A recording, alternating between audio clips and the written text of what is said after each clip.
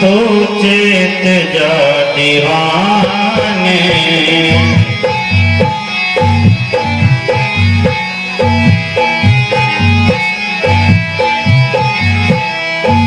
तो चेत जा दीवाने, अवसर भला मिला है, तो चेत जा दीवाने। सत्संग में मन लगा ले,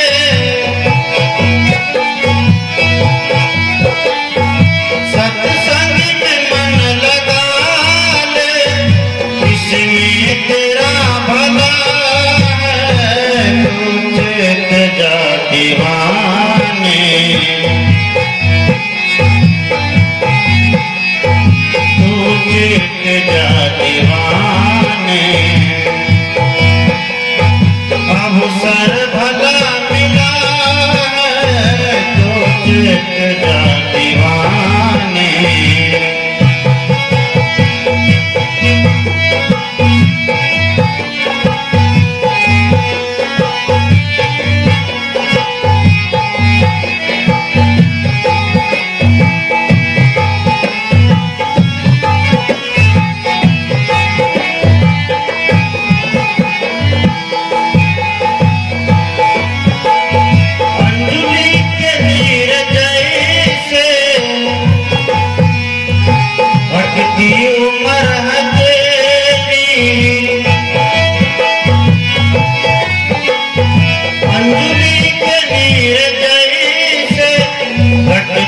उम्र है तेरी, उसका तो मोह करेंगे, उसका तो मोह करेंगे, निज लाच से चला है, तो चेत जा दीवाने। अवसर भला मिला है, तो चेत जा दीवाने। सत्संग में मन लगा ले, सत्संग में मन लगा ले, इसमें तेरा भला है, तो चेत जा दीवाने।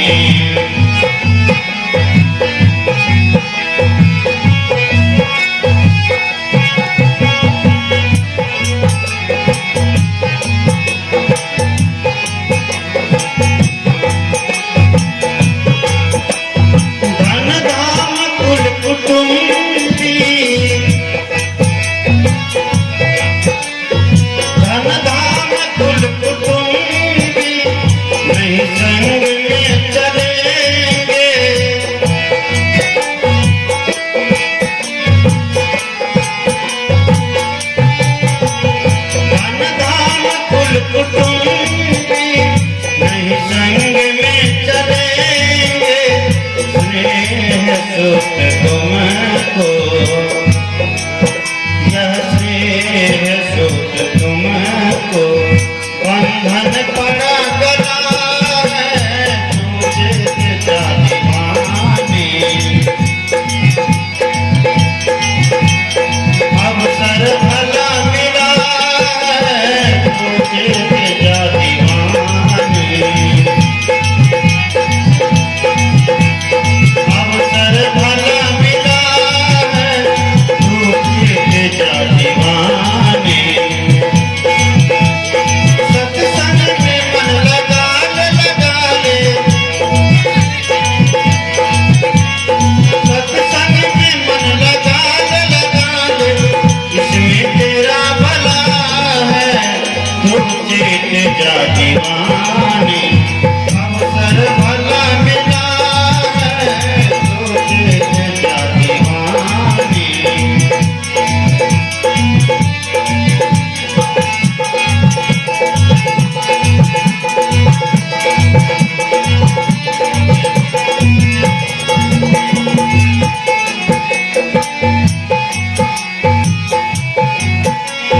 गुरु संग से विमुख हो, दुर्गुण कुसंग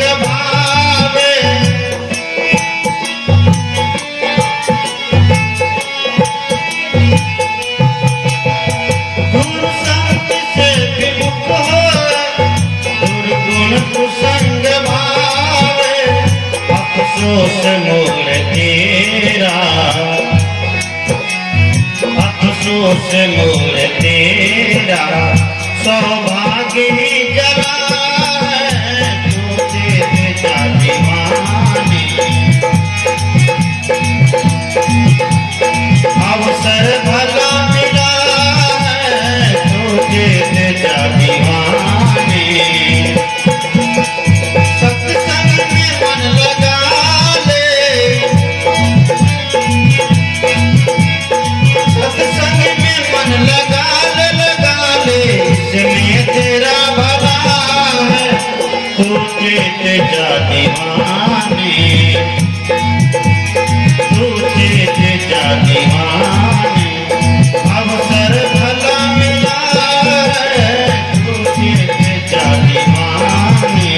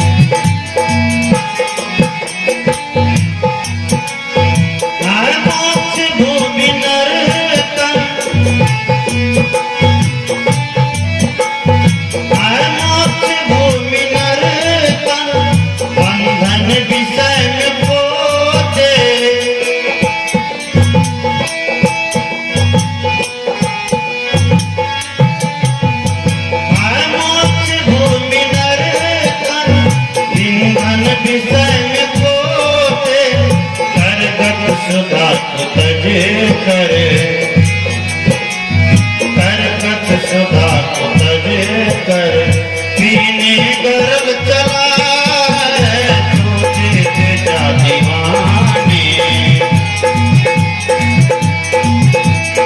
अवसर भला मिला है तुझे जातिमानी, तुझे जातिमानी।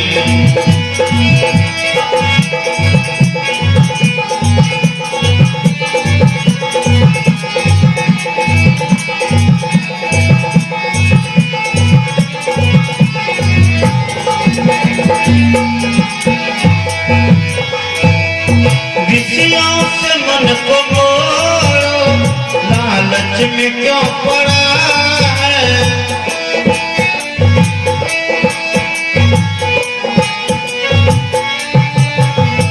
विषयों से मन को मोड़ो, लालच में क्यों पड़ा है।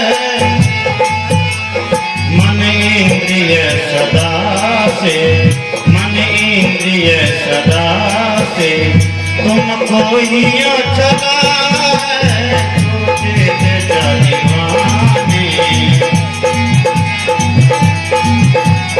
अवसर भला मिला है तुझे जातिमानी।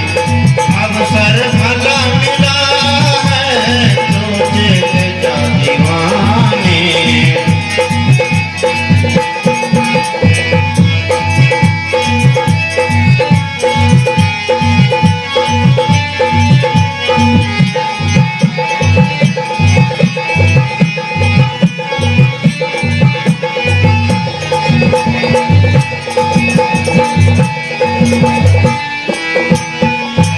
पालेगा शांति सुख वह भव में नहीं पड़ेगा।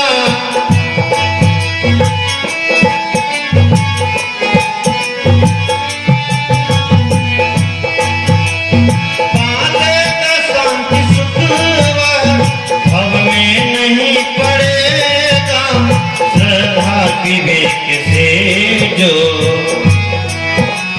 श्रद्धा विवेक से जो गुरु चरण में पड़ा है तुझे जातिमानी, तुझे जातिमानी। अवसर भला मिला है तुझे जातिमानी।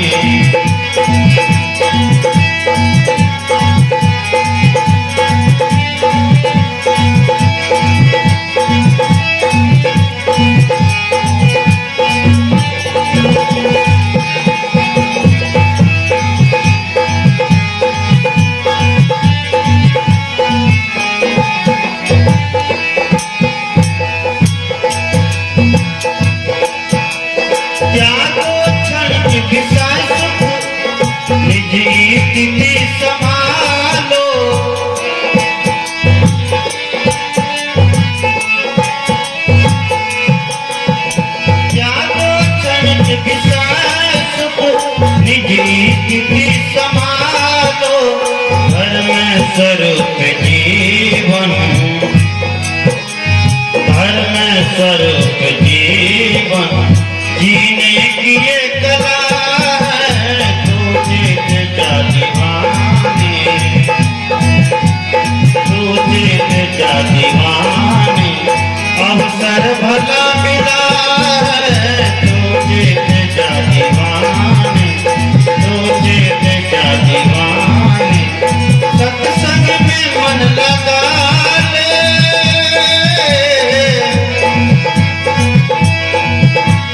सत्संग में मन लगा ले, इसमें तेरा भला है।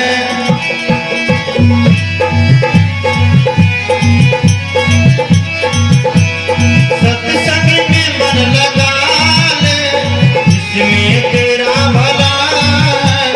तू जीत जा दीवाने, तू जीत जा दीवाने, अवसर भला मिला है। तू जीत जा दीवाने, तू जीत जा दीवाने, तू जीत जा दीवाने।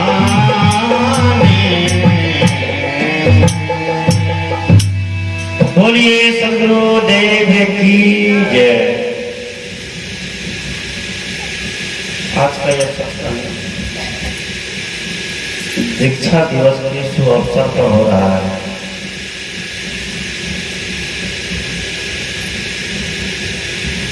जिसको भजन भेद भी कहते हैं, उसी को गुरुमुखी होना भी कहते हैं। आज दुनिया में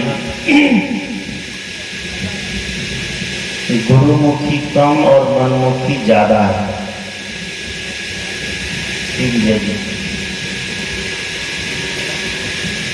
गुरुमुखी बनने पर आदेश का पालन करना पड़ता है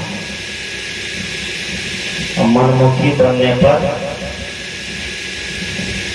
कोई आदेश का पालन नहीं। तब जो मन है वो कर सकते हैं। मन आपका जो कह दे वह करने के लिए तैयार हो जाएंगे। ये होता है मनमुखी। मनमुखी व्यक्ति स्वतंत्र रहना चाहता है, किसी के गुलामी वो करना नहीं चाहता। वह दुख पा सकता है, पीड़ा पा सकता है, कष्ट पा सकता है, लेकिन वह गुरुमुखी होना पसंद नहीं करेगा। वह मनमुखी होना पसंद करेगा। आज हम सभी लोग मनमुखी हो गए हैं, गुरुमुखी नहीं हो गए। जिस दिन गुरुमुखी हो जाएंगे तो उस दिन हमारे जीवन का सारा झंझट क्या हो जाएगा, समाप्त हो जाएगा। झंझट ही इसलिए है कि गुरु के तरफ हमारा मुख नहीं हुआ। इससे तो अच्छा वह सूरजमुखी है। सूरजमुखी देखे जो फसल लगाते हैं, सूरजमुखी जिधर जिधर सूरज का प्रकाश जाता है वो उधर उधर अपना मुंह घुमाते रहता है, घुमाता है। सूर्य पूरब गया तो पूरब तरफ और पश्चिम गया तो पश्चिम के तरफ। तो फसल होने के बावजूद भी, जड़ होने के बावजूद भी, चूंकि उसमें कोई चेतना नहीं है, वह जड़ है, वह कुछ समझ नहीं सकते, वह कुछ बुझ नहीं सकते। इतना होने के बावजूद भी वह जिधर सूर्य जाता है, सूर्य की तरफ घूम करके उनसे नाइट्रोजन लेता है, उनसे अपना भोजन प्राप्त करता है, उनसे अपना भोजन ग्रहण करता है। आज हम सभी लोग उस सूरजमुखी से सीख लें। जैसे सूरजमुखी अपना भोजन बनाने के लिए सूर्य के तरफ घूमता रहता है, उसी तरह हम अपने जीवन का सुधार के लिए, हम अपने जीवन का संवार के लिए हमें गुरु की शरण में जाना पड़ता है। जब तक गुरु की शरण में नहीं जाएंगे तब तक हमारा जीवन का सुधार नहीं हो सकता है। आज दुनिया में जितने महापुरुष का नाम गिन लीजिए, श्री राम हो, श्री कृष्ण हो, बुद्ध और महावीर हो, सदगुरु कबीर हो, विवेकानंद हो, दयानंद हो, सीता सती सावित्री मीराबाई हो, बाबा मेही साहब हो, जितने भी महापुरुष के जीवन में सुधार देखते हैं, जितने महापुरुष का जीवन दिव्य बना है, इसके पीछे गुरु की बहुत बड़ी कृपा है। इसके पीछे गुरु की बहुत बड़ी लागत है। गुरु के पास एक अंदर पत्थर जाता है, कलाकार के पास एक अंदर पत्थर जाता है, तो अंदर पत्थर भी क्या बन जाता है? भगवान बन जाता है। जब तक वह पत्थर कलाकार के पास नहीं गया तो तब तक वो पत्थर ही था, उस पर लोग पैर दे करके लात मार करके इधर उधर गड़का देते थे। लेकिन वह पत्थर जब गुरु के पास चला गया, जब कलाकार के पास चला गया, एक बढ़ई के पास चला गया, वह उस पर अपनी छेनी और हथौड़ी का प्रहार किया, तो तराशते तराशते उसमें जब भगवान का रूप निखर गया तो वह पत्थर मंदिर में क्या किया? स्थापित कर दिया। सदगुरु कहते हैं, संत कहते हैं, उसी तरह हम लोगों का जीवन है। इस संसार के उठापटक में जो व्यक्ति टूट जाता है, दुनिया के रागरंग में जो व्यक्ति भटक जाता है, तो वह व्यक्ति उसी अंदर पत्थर की भांति है, जो पत्थर तरासे नहीं गए तो जहां तहां पड़े रहे, दूसरे के पैर का ठोकर खाते रहे। वह पत्थर जब कलाकार का संग प्राप्त कर लेता है तो पत्थर क्या बन जाता है? पत्थर से भगवान बन जाता है। एक उदाहरण है बातों को समझने के लिए। भाव है, जब व्यक्ति अपने जीवन को सजा लेता है, संवार लेता है, संत सदगुरु के सानिध्य में रह करके, सत्संग का सानिध्य प्राप्त करके, सत्संग का संग प्राप्त करके अपने जीवन को जो व्यक्ति सजाता है, संवारता है, उस व्यक्ति के जीवन में एक दिव्य ज्ञान का क्या होता है? उद्घाटन होता है। वह दिव्य ज्ञान एक ऐसा ज्ञान है जिसका अनुभव सब नहीं कर सकते। आज कुछ दुनिया में कुछ ही लोग हैं जिनको सत्संग प्रिय लगता है, संत की वाणी प्रिय लगती है, नहीं तो बहुत लोग हैं जिनको सत्संग अच्छा नहीं लगता है। और जो लोग सत्संग में बैठते हैं तो समझिए वह बहुत बड़ा सौभाग्य उनको है। उस समय तुलसी की भाषा में कहें तो पुंज पूर्ण दिन मिल ही ना, क्या गौरानंद के बहुत बड़े मर्मक है, पुंज पूर्ण दिन मिल ही ना संता। जब तक आपके जीवन में पुण्य का उद्घाटन नहीं होगा तो तब तक संत का दर्शन नहीं हो सकता है। क्योंकि संत का दर्शन के लिए भगवान भी एकदम मनोकामना किए रहते हैं कि कृपा हो जाए तो कभी संत की क्या हो जाए? दर्शन हो जाए। कभी साहब के बारे में कहा जाता है, काल्पनिक घटना कहना चाहिए, जो भी कहें। कबीर साहब के लिए बुलावा भेजा, कौन? प्रभु श्री राम। कहाँ से? अयोध्या से। इतने दिन तो उनका ठिकाना नहीं था, लेकिन अब ठिकाना भी हो गया है, उनके विशाल मंदिर बन गए हैं। श्री राम ने कहा कबीर साहब से, अब तो मेरा मंदिर बन गया है, और कोई बात का टेंशन नहीं है, अब तो आप भी आइए, हम भी यहीं रहेंगे, आप भी यहीं रहिएगा, क्योंकि आपका ज्ञान बड़ा ऊंचा है। मेरा ज्ञान व्यवहार के लिए है, समाज के लिए है, परिवार के लिए है, लेकिन आपका ज्ञान खुद के जीवन को सजाने और संवारने के लिए है। राम जी ने कबीर साहब से कहा कि आप आ जाइए, यहीं रह करके दोनों व्यक्ति क्या करेंगे? मौज करेंगे। क्योंकि अयोध्या एक नगरी है, लेकिन आध्यात्मिक अर्थ में अयोध्या इस शरीर को कहा गया। और इस शरीर में निवास करने वाला जो जीव है, जो चेतन है, वही क्या है? श्री राम। तो राम जी ने बुलावा भेजा कबीर साहब के लिए कि आप आ जाइए। कबीर साहब ने कहा कि हम नहीं जा सकते। कहा क्यों? तो राम बुलावा भेजिया दिया कबीरा रोए। कबीर साहब रोने लग गए। भगवान अगर बुलावे तो कौन नहीं जाना चाहेगा? जाना चाहेगा कि नहीं? लगा लुल्हा पापी भी सरपट्टा लगा देगा, क्योंकि भगवान बुला रहे हैं। क्योंकि आज भगवान के पास जाना सब चाहते हैं, लेकिन भगवान के जैसा होना नहीं चाहते। आज भगवान सबको चाहिए, जैसे धन सबको चाहिए, संपत्ति सबको चाहिए, स्वास्थ्य सबको चाहिए, लेकिन स्वस्थ रहने के लिए संयम जीवन में नहीं करेगा। धन प्राप्त करने के लिए मेहनत नहीं करेगा ईमानदारी पूर्वक। धन सबको चाहिए तो लोग सोचता है फ्री में मिल जाए। आज हमारी सरकार ने आदत भी लगा दिया है कि फ्री में अगर मिल जाए तो उसके लिए कोई पीछे रहने वाला नहीं है। बढ़िया बढ़िया आदमी, जिस व्यक्ति के हाथ में देखिए कि 50,000 का मोबाइल लेके जा रहा है, या तो एंड्रॉइड फोन हो सकता है, एप्पल हो सकता है, आईफोन हो सकता है, 50,000 का मोबाइल साथ में है, अब बुलेट गाड़ी पर बैठता है, तब जाता कहाँ 3 रुपया किलो चावल कहाँ से लेते हैं? कोटा से उठाता है। उसको अमीर व्यक्ति कहा जाता है।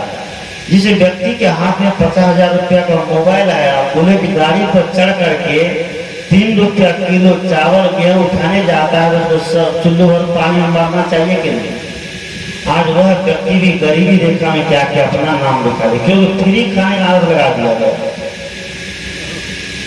जब तक फ्री खाने की आदत रहेगी तो तब तक नेता लोगों की गुलामी करनी पड़ेगी कि नहीं? आज व्यक्ति एक वोट के लिए अपने मत तक को बेच रहा है, बेचता है। जिस मत को श्रद्धापूर्वक दान दिए जाते थे, देश के हित में, राष्ट्र के हित में, समाज के हित में, एक अच्छे नायक को चुन करके हम लाएंगे तो हमारा राष्ट्र, हमारा देश, हमारा समाज क्या बनेगा? सुंदर बनेगा, अच्छा बनेगा।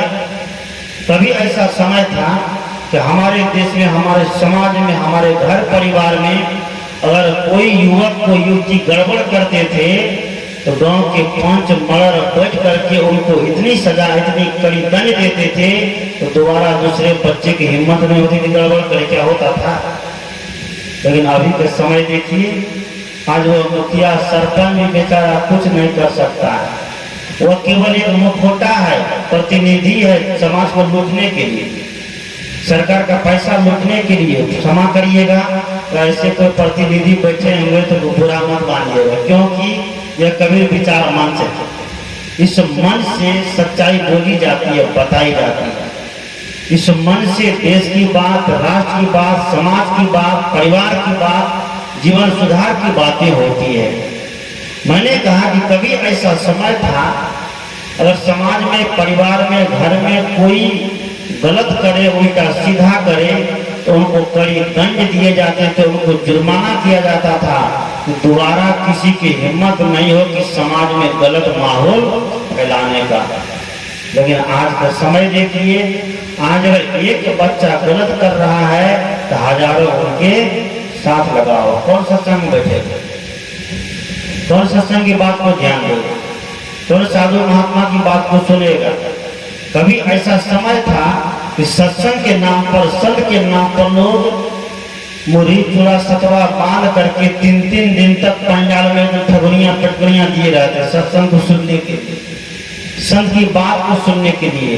तो आज तो देखता हूँ कि गांव में सत्संग होता है तो घंटा को लोग आने का नाम नहीं लेता है। क्यों? उनको संसार से प्रेम है, सत्संग से प्रेम नहीं है। और संसार से जब तक प्रेम रहेगा तो संसार की संपत्ति तो मिलेगी, जीवन की संपत्ति नहीं मिल सकती है। संसार की संपत्ति प्राप्त करके आप सुविधा इकट्ठी कर सकते हैं, लेकिन जीवन चैन से बीतने वाला नहीं है। आपके पास धन है, संपत्ति है, रुपया है, पैसा है, आप बढ़िया सुविधा कर लिए हैं, सत्संग में बैठे हैं, पंजाब में बैठे हैं, चारों तरफ पंखे लगा दिए हैं, एकदम कितना चकाचक है, किसी को टेंशन है, गर्मी लग रही है, पसीना उतर रहा है, नहीं उतरता है, क्योंकि सुविधा है, संपत्ति का ये खेल है। सदगुरु कहते हैं कि बाहर संपत्ति रहने से हम सुविधा तो इकट्ठी कर सकते हैं, लेकिन जीवन में चैन और शांति को इकट्ठी नहीं कर सकते। जीवन में चैन और शांति इकट्ठी तब होगी जब हम इसी आत्मज्ञानी संतों के सानिध्य और सत्संग का सहारा लेंगे। इसे कहते हैं कि कहानी संत लोग बार बार उदाहरण देते हैं, मैं भी कई बार उदाहरण दिया हूं कि एक व्यक्ति साइकिल लेके जा रहा था, मोटरसाइकिल नहीं, जो बाईसाइकिल होती है, पैडल से चलती है, वो साइकिल लेके जा रहा था। वो व्यक्ति साइकिल लेके जा रहे, गड़काते हुए जा रहा था, पैदल जा रहा था। कुछ दूर गया, यहाँ से मान लीजिए कि दार चौक पर गया, या नहीं तो कौन बाड़ी, मोराबाड़ी तक गया। वहाँ एक व्यक्ति मिल गया, जो महात्मा मिल गया। उसने पूछा कि साइकिल तो ले जा रहे हो, चढ़ के जाओ, जल्दी पहुंच जाओगे, कहाँ जा, त्रिवेणीगंज जाते हैं। तो त्रिवेणीगंज जाना है, जब साथ में साइकिल है, गड़काते हुए जाएगा तो उसको दिमाग से पैदल आदमी कहेगा, ये तो पैदल तो जा ही रहा है और दिमाग से पैदल का रहा है। एक महात्मा ने मिल गया, कहा कि देखो साइकिल तो साथ में है, तो गड़काते क्यों जा रहे, चढ़ के जाओ। कहा कि हमारी साइकिल हमारा मन, हमको जो होगा हम वो करेंगे। कहा ना कि आदमी मनमुखी हो गया लेकिन गुरुमुखी नहीं हुआ। उसने कहा कि मेरा मन का ठीक है, तुम्हारा ही मन है, लेकिन कुछ प्रश्न का उत्तर देता है क्या साइकिल में पैडल नहीं है, क्या पैडल भी है। तो साइकिल में सीट नहीं है, क्या सीट भी है। तो साइकिल में रिंग नहीं है, क्या रिंग भी है। हैंडल तो हैंडल भी है, घंटी तो घंटी भी है, तो ब्रेक भी है। साइकिल में सब कुछ है। स्पोक भी तंदुरुस्त है। बॉल बेरिंग भी नया है, चकाचक है, अभी चलेगा, साइकिल कसाए है। तो जब कल ही साइकिल कसाए और हर चीज साइकिल की नई है, तो चढ़ करके फिर चला करके क्यों नहीं जाते हो। उस साइकिल वाला ने कहा कि क्या कहें कि साइकिल में चेन ही नहीं है। क्या नहीं है साइकिल में, चेन नहीं है। पैडल हो, हैंडल हो, घंटी हो, रिम हो, स्पोक हो, सीट हो, सब कुछ हो, ब्रेक हो, हर चीज साइकिल का तंदुरुस्त हो। और साइकिल में अगर चेन नहीं हो तो साइकिल नहीं चलेगी। क्या चलेगी, नहीं चल सकती, तो उसको गड़का कर ही जाना पड़ेगा।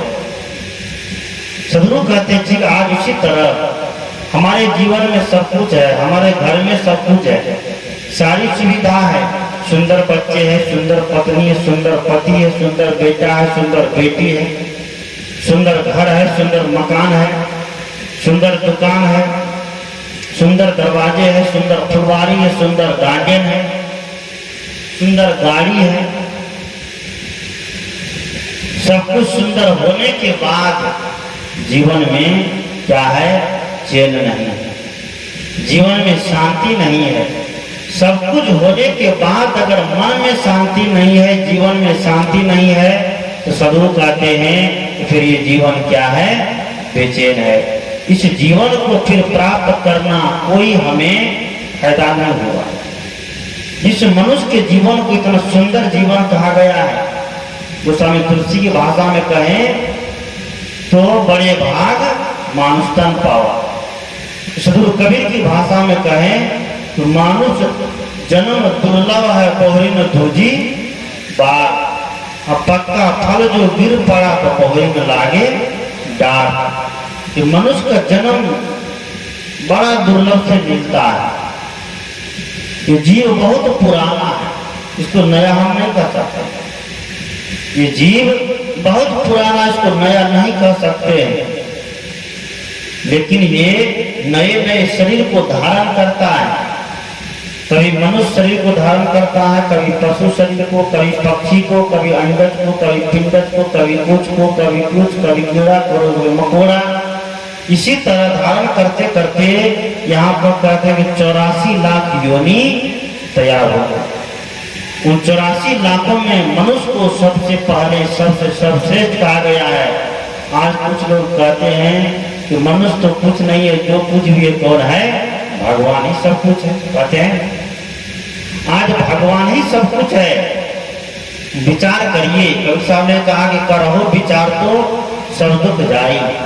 अगर भगवान सब कुछ है तो फिर मनुष्य को कुछ करने की आवश्यकता नहीं पड़ती। क्या करना पड़ता? भगवान का नाम लेते, जहां रहते वही जपना शुरू करते, बस सब कुछ भगवान क्या कर देता? हासिल कर देता। धन की आवश्यकता होती तो भगवान का नाम लेते, भगवान क्या कर देता? हासिल कर देता। आज देखते हैं भगवान के मंदिर के सामने भिखारी बैठ करके भिक्षा मांगता है। इससे यही सिद्ध होता है कि मंदिर के अंदर कुछ नहीं है, केवल दिखावा है, केवल ढोंग चल रहा है।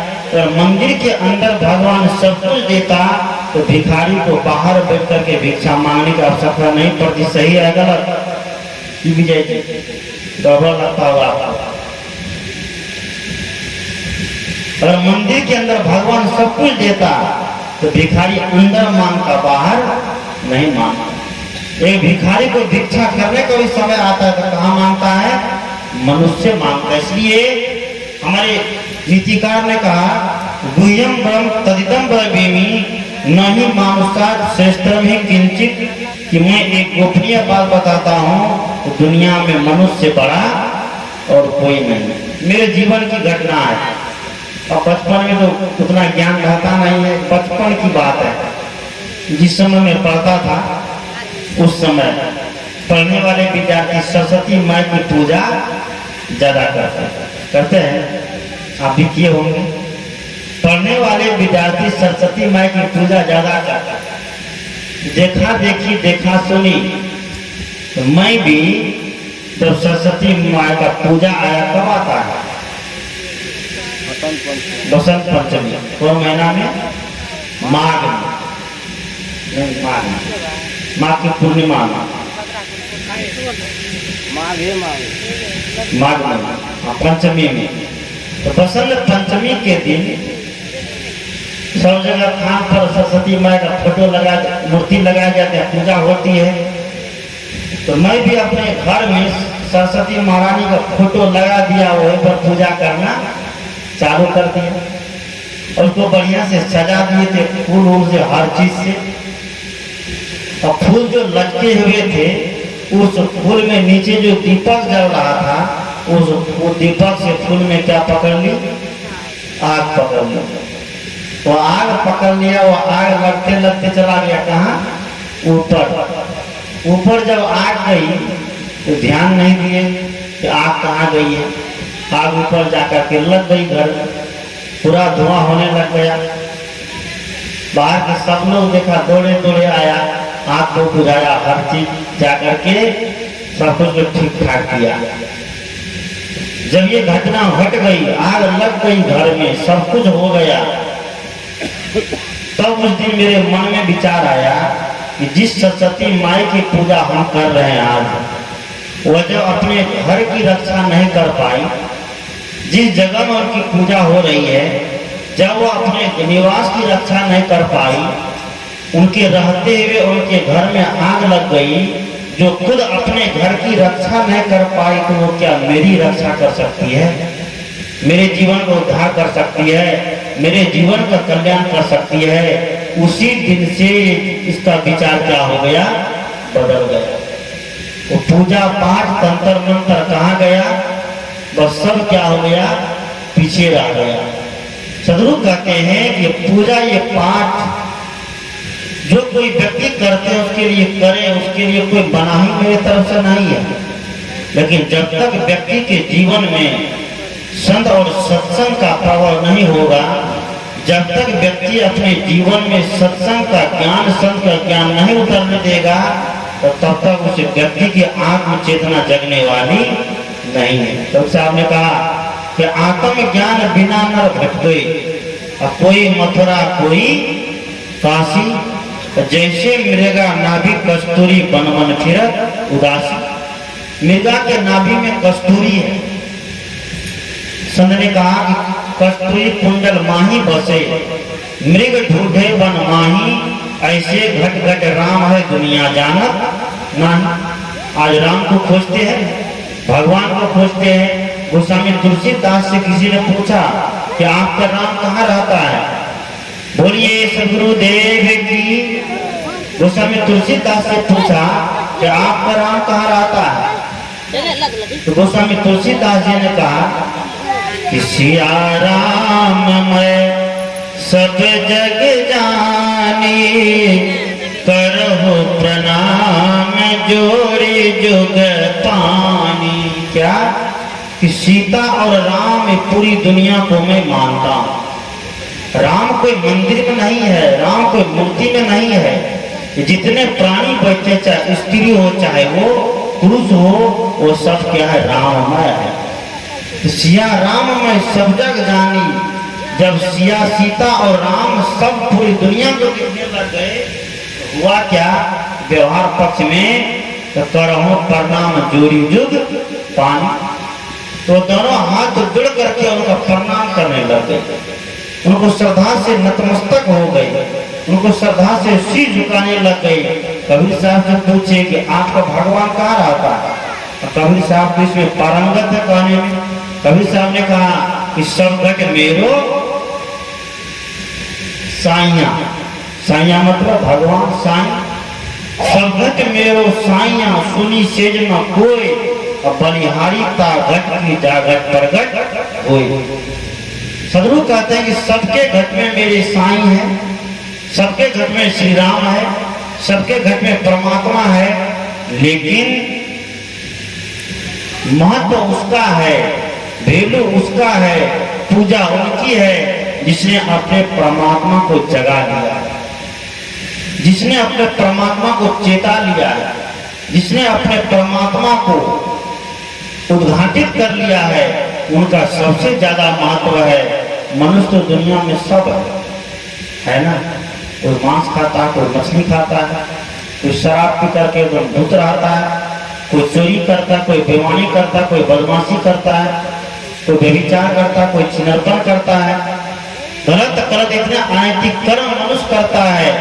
मनुष्य होकर के भी अगर वो अनैतिक कर्म कर रहा है, तो संत की भाषा में कहते हैं कि वो मनुष्य कहलाने के अधिकारी नहीं है। कवि साहब ने कहा कि मानुष केरी खोलनी ओढ़ फिरत है बैल, तब तो वह मनुष्य के रूप में क्या है? सीधा बैल है। जैसे बैल को कोल्हू का बैल कहा जाता है, कोल्हू में बैल को जोड़ा जाता है। अब तो वह कोल्हू नहीं है। आप लोग शायद देखे होंगे, और बाबा लोग देखे होंगे। हम लोगों का जमाना नहीं रहा वो सब देखने का। तेल जब पेड़ते थे तो कोल्हू में बैल को जोड़ देते थे, आंख पर पट्टी बांध देते, बस उसको भाग देते थे। बैल घूमता रहे, सुबह से शाम तक घूमता रहे, पहुंचता कहीं पर नहीं था। आज वही दशा हम मनुष्य की है। हम मनुष्य बड़े चालाक हो गए, बड़े चतुर हो गए, बड़े ज्ञानी होने लग गए हैं, बड़े शिक्षाविद होने लग गए हैं, लेकिन है वही के वही पहुंचने का अभी तक नाम नहीं लिए। हम तो लोग के बैल ही बने।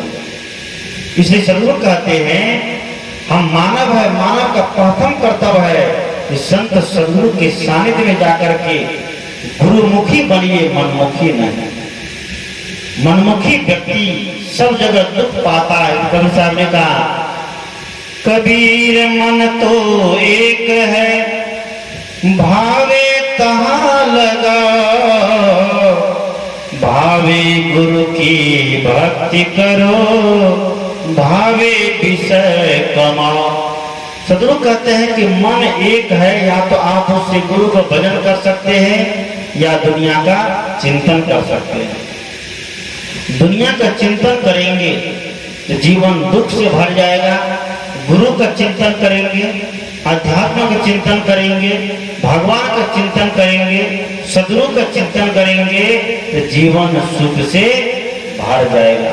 हमें चाहिए क्या? समय हो गया 9:30, इसलिए घड़ी दे रही है। जब आप आगे बढ़ने की आवश्यकता नहीं है। ज्ञान की बात थोड़े से शब्दों में कहे जाते हैं, अगर उतना ही में व्यक्ति की आत्म चेतना जग गई तो समझिए कि आदमी का क्या हो जाएगा, उद्धार हो जाएगा, कल्याण हो जाएगा। आवश्यकता है हम अपने जीवन को गुरु के शरण में समर्पित कर दें। जो काम आज से 2 साल पहले हमारे पप्पू जी, सोनी जी, हमारे विनोद जी और हमारी सीमा जी, उनके सभी परिवार ने किया, अपने जीवन को गुरु के चरणों में समर्पित कर दिया। हम अपने जीवन को गुरु के चरणों में हमारे दीप नरेंद्र बाबा ने समर्पित किया। इनका जीवन देखिए दीप बन गया, महान बन गया। और इस कड़ी में हमारे बचे हुए हैं एक शख्स और है जिसका नाम है मनोज जी। अब लगता है उनको भी लपेटा में लेना ही पड़ेगा, क्योंकि सब के सब आगे, लेकिन वही एक अकेला है जो बचे हुए हैं। इसलिए अब वो अकेला कब तक चलेगा? अकेला चलने में हानि है ना। एकता में व्यक्ति को चलना चाहिए, संगठन में व्यक्ति को चलना चाहिए।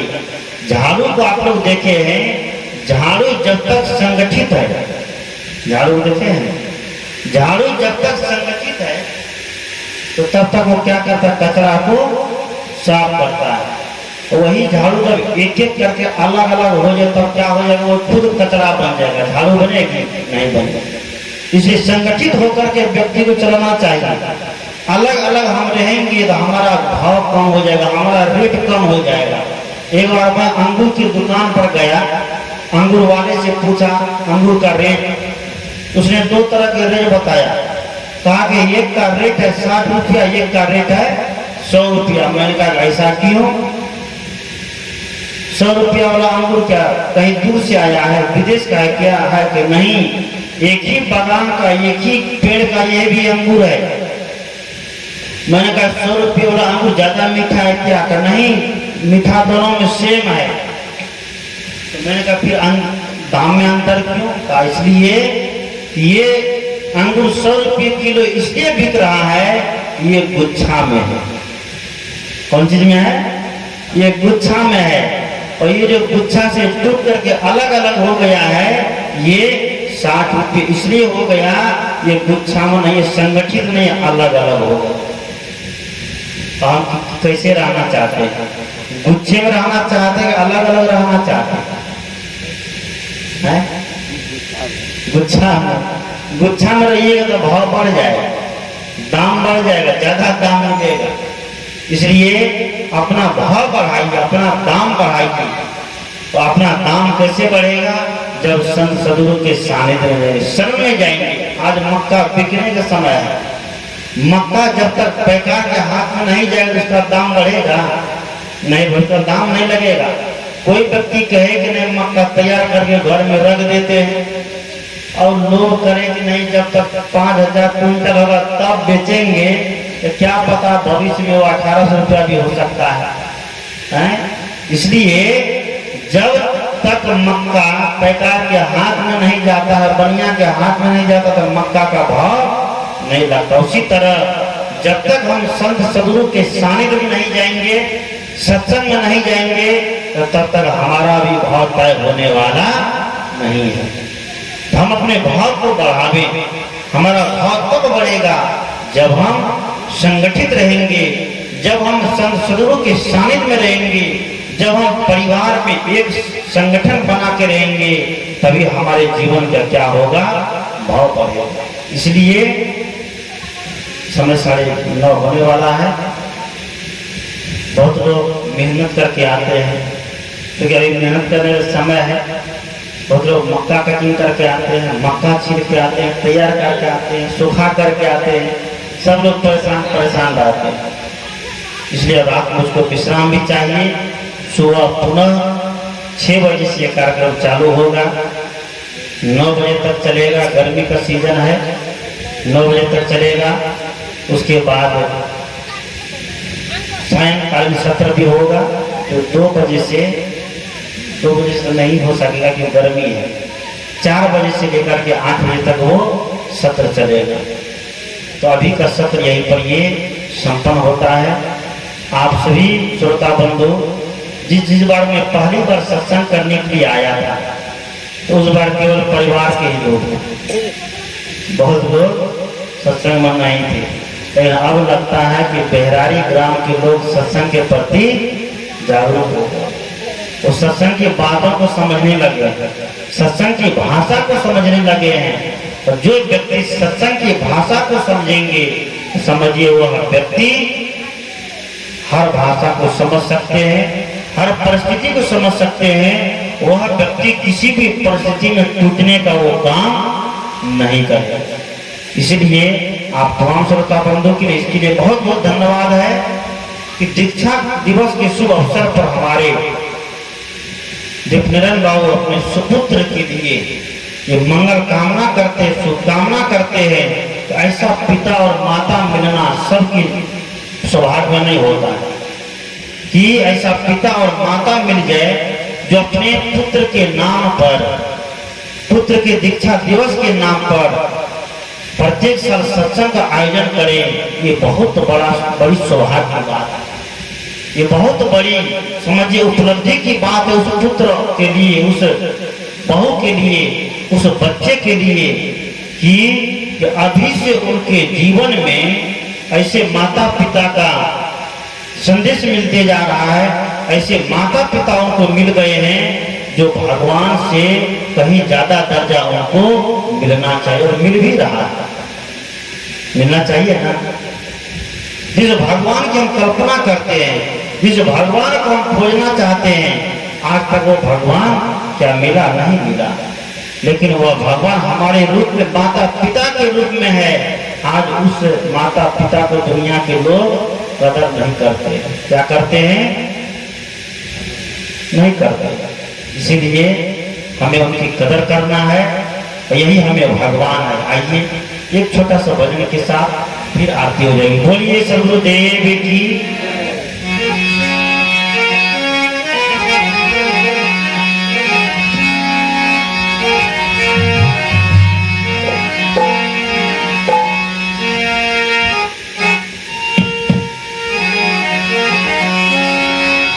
माता पिता सद्गुरु चरणों में दंडवत बारंबार, हम पर किया बड़ा उपकार, हम पर किया बड़ा उपकार।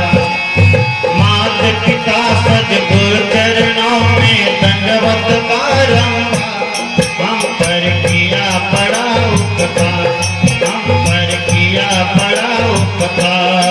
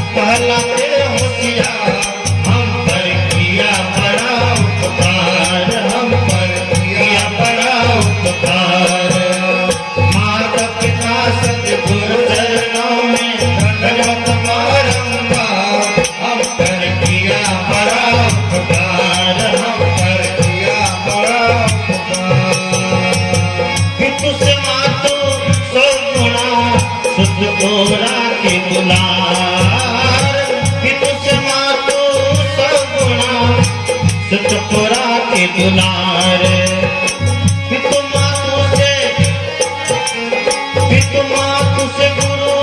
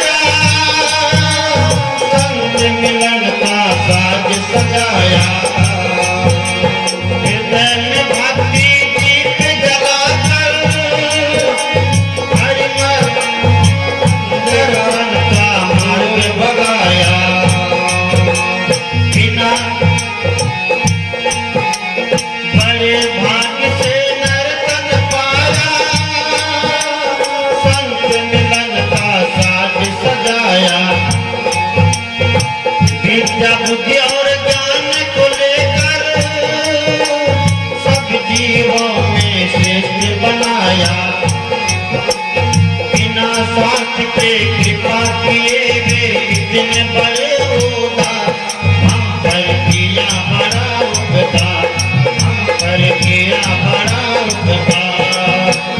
मात पिता गुरु प्रभु चरणों में दंडवत बारंबार, हम पर किया बड़ा उपकार, हम पर किया बड़ा उपकार।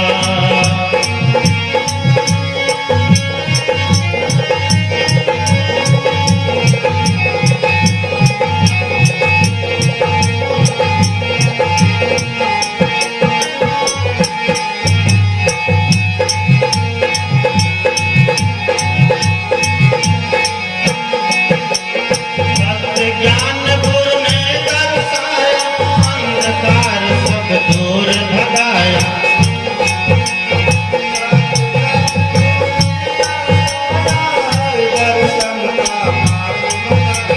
भक्त ज्ञान गुरु ने दर्शाया, हरि दर्शन का मार्ग बताया।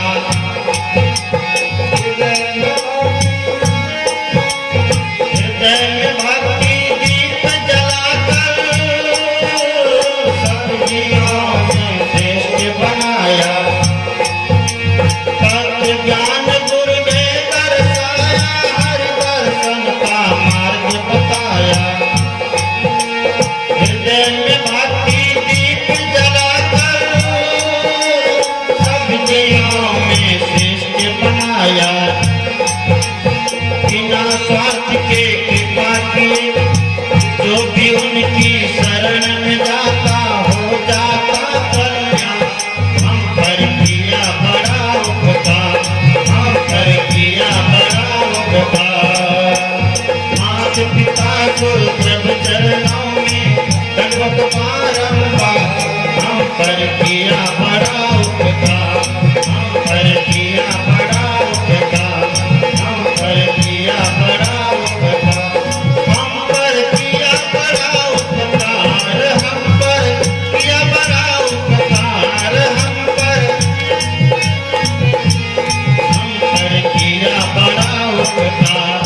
ओ मात पिता सद्गुरु चरणों में दंडवत बारंबार, हम पर किया बड़ा उपकार, हम पर किया बड़ा उपकार। हो मात पिता गुरु प्रभु चरणों में दंडवत बारंबार, हम पर किया बड़ा उपकार, हम पर किया बड़ा उपकार, हम पर किया बड़ा उपकार, हम पर किया बड़ा उपकार।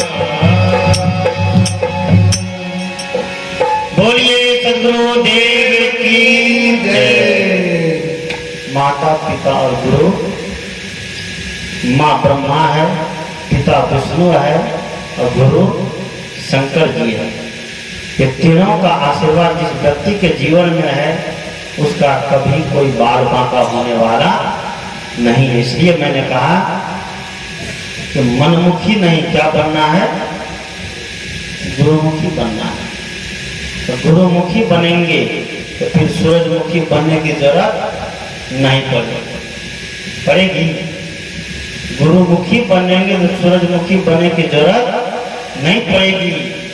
हम गुरुमुखी नहीं मनमुखी बनते हैं, इसलिए क्या बन जाते हैं, सूरजमुखी बन जाते हैं। सूरजमुखी मतलब कि सूरज के जैसा गर्म जीवन, सूर्य के जैसा गर्म मन, गर्म टेंशन हर समय बना रहा था। इसलिए आज दीक्षा दिवस के शुभ अवसर पर हमारे पप्पू जी और सोनी जी को बहुत बहुत बधाई है, बहुत बहुत मंगल कामना है, बहुत बहुत शुभकामना है कि उनका जीवन गुरु के चरणों में समर्पित रहे, माता पिता के चरणों में समर्पित रहे।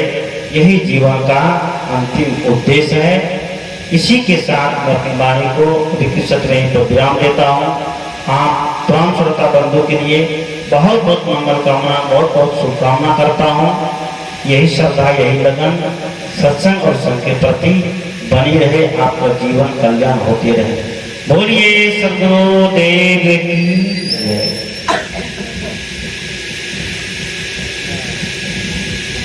चलिए आरती करके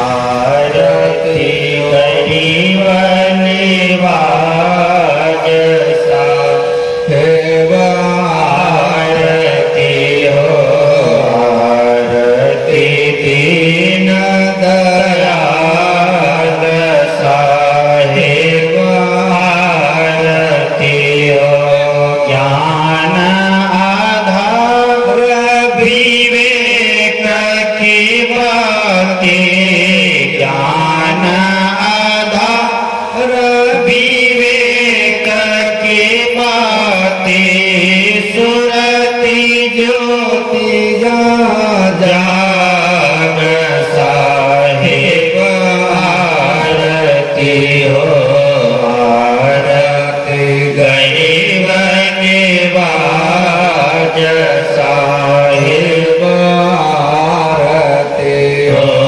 आरती करो सद्गुरु साहेब के आरती करो सद्गुरु साहेब की जा सब संत समाज साहेब आरती हो आरती गरीब निवाज साहेब आरती हो दरस परस गुरु चरण शरण दरस परस गुरु चरण शरण भयो टूट गयो राम जाल साहेब आरती हो आरती गरीब निवाज साहेब आरती हो आरती करो निज माता पिता की आरती करो निज माता पिता की जिनकी सिर जनहार साहेब आरती हो आरती गरीब निवाज साहेब आरती हो साहिब कबीर संतन की कृपा से साहिब कबीर संतन की कृपा से भलो परख परकाश साहेब आरती हो आरती गरीब निवाज साहेब आरती हो वारो तन मन धन सब पद पर खावनहार युग अनंत जो पश्चिम वे गुरु बिन नहीं निस्तार वंदनीय गुरु परख बार बार कर जोर दया करण संसहरण संत रूप प्रभु तोर बंदी छोर के पाल विघ्न विनाशक नाम अशरण शरण बंदो चरण सब विधि मंगल धाम बंदो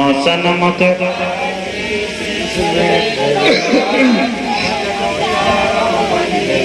सत्य प्रेम के साथ साहे बंदगी बोलिए सदगुरुदेव की संत समाज की जय सदगुरु कबीर साहिब की जय आज के आनंद की जय सभी श्रोता भगवान की जय साहिब बंदगी साहिब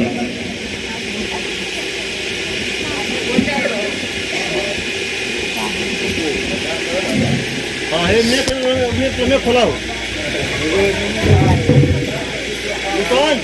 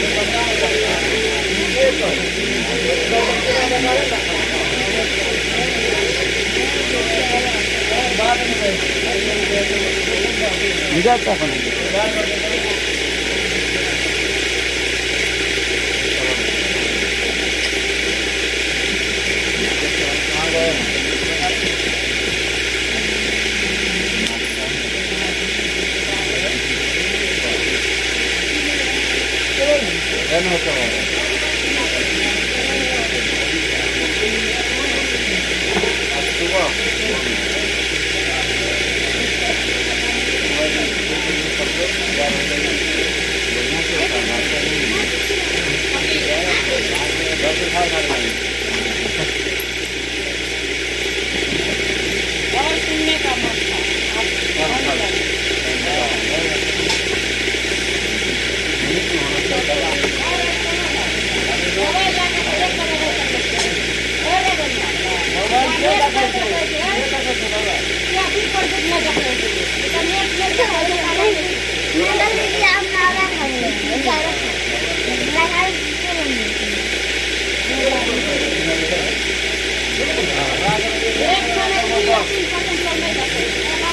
ये अपमान नहीं लगे और लगा मुझे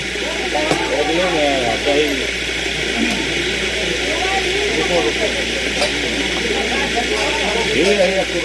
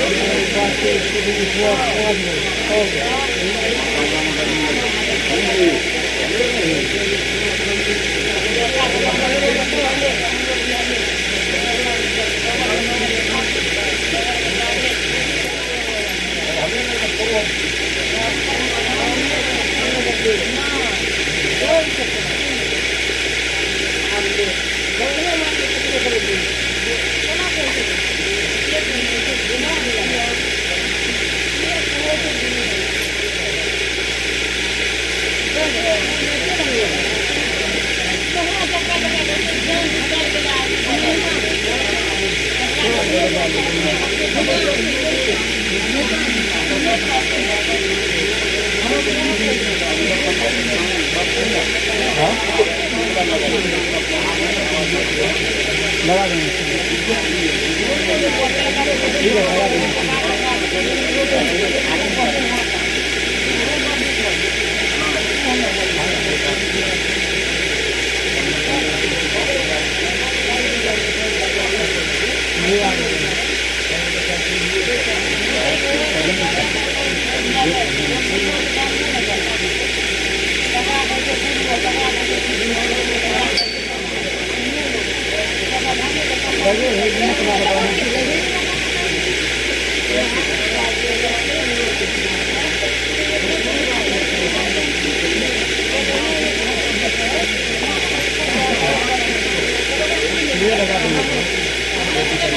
जितना चाहिए